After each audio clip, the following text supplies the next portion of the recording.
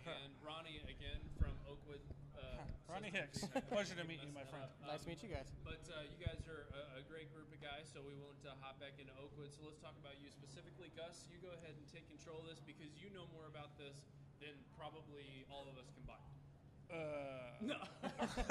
Okay, so Ronnie and I were just talking off air, and you tell us about the session that you did today, and then we'll do some drill-ins. Okay, so I did database projects within Visual Studio. It's talking about the newer SQL Server Data Tools database project, Okay. not the old one.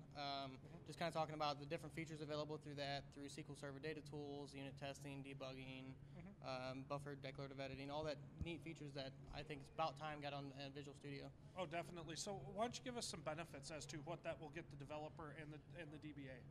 So, not to interrupt, Okay. I apologize, but this is kind of culminating both of those two people into one, or at least a good, I shouldn't say that. It allows both of them to work as a seamless team.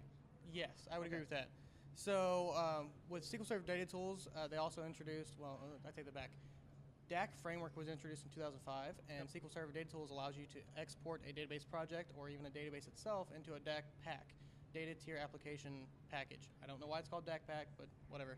So from that point of view, if you have a database project and you're doing whatever you have to do, blah, blah, blah, you say, hey, DBA guy, I need to test this against our environment. So here's my DAC pack. Here's what I want you to deploy. Let me know if you have any issues, or let's clone our production environment into a test scenario, and let's perform an upgrade using that DAC pack against that environment. Let's see if there's any issues that way. Okay, that makes a lot of sense. So, but this is also something that you can actually check into TFS and version too, right? Oh yeah, you can definitely, you get pretty much first class position, I guess. Okay. Right word. Anyway, in Visual Studio, you can do everything. You can use the debugging windows, autos, locals, watch, even the call stack if you want to go that route. You get unit testing, SQL unit testing directly built into Visual Studio projects. There's that unit testing word again. Helps you before you break stuff, you know. So here's a quick question for you. Okay. So, and this is what I've heard. You can validate it and kind of hopefully expand on it. But if I change a stored procedure in the parameters, does it not automatically recognize that within Visual Studio and allow you to do that as you're pushing things around, right? So if you, what do you mean by changing the parameters? Well, so if I change the function parameters for a stored procedure or something, Okay. Is that not hooked also as you push it locally and then push it up?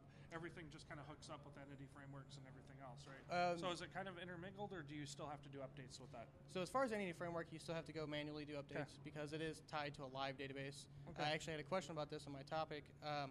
What I recommend if you're talking about any framework and database project integration, do all your changes in database project, deploy locally to a local DB instance, which I really recommend that people look into, and then have your entity framework database model point to local DB. That way you can almost immediately get all those changes present to you. And the nice thing about Entity, when it does that update, if you're doing database first, is you get the broken calls. Right. Right? Right. So therefore, your unit tests break very quickly. Yes. Both code and database, right? Yep. So you can get your database working, come back into the code, and the code breaks as well.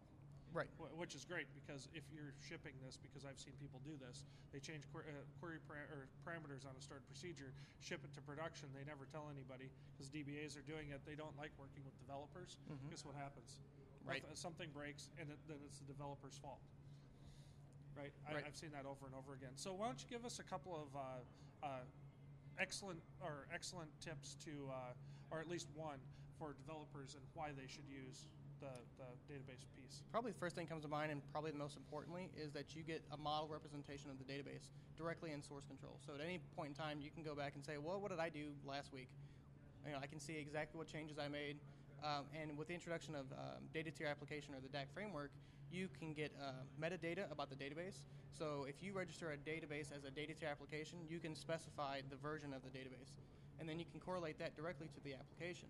And then if you want to go a step further, technically using the DAC API that's available through Microsoft, you could, at launch of an application, determine if the database version matches what you're expecting and either launch or fail on that condition. No, that's cool. Yeah. That I did not know. I've not been this quiet for this long. Holy cow, I hope they're paying you what you're worth. Because, dude, whoa. Yeah, that's really impressive. So what do you? So why don't you tell us where people can follow you? Do you Okay. have Twitter? Or are you blogging at all? I do or- have Twitter. I've blogged a few times. I've tried to get into the blogosphere, and I struggle with it every once in a No, while. don't. Keep your talents where they are, man. Yeah. Jeez. Okay. Genius. Probably the quickest way to get information about me is about.me/Ronnie Hicks. Okay. That'll give you my LinkedIn. I think I have GitHub on there. If not, I will add it. All my social media No, presences will be there. tomorrow. Or later today. Yeah. Okay. You've got computers here. I'm sure. You I can do. it from here. I do. Okay. No, it was a pleasure meeting you, Ronnie. Yep. It's awesome information, and I'm glad that we were able to actually talk about the Stalk you database. He is a stalker. You might have to beat him off with a stick. But you may have to take it from him Yeah. first. Okay. No, but that was wonderful information. I mean, I've always been more interested to hear it from someone explain it as eloquently and processes it seemed as though you were reading it directly from the freaking manual. Yeah, it did. So that was pretty amazing. Yeah. So again, thank you so much for being on, and hope you have a great rest of your day. Thank you guys for having me. Thanks for attending St. Louis Days.net. All right.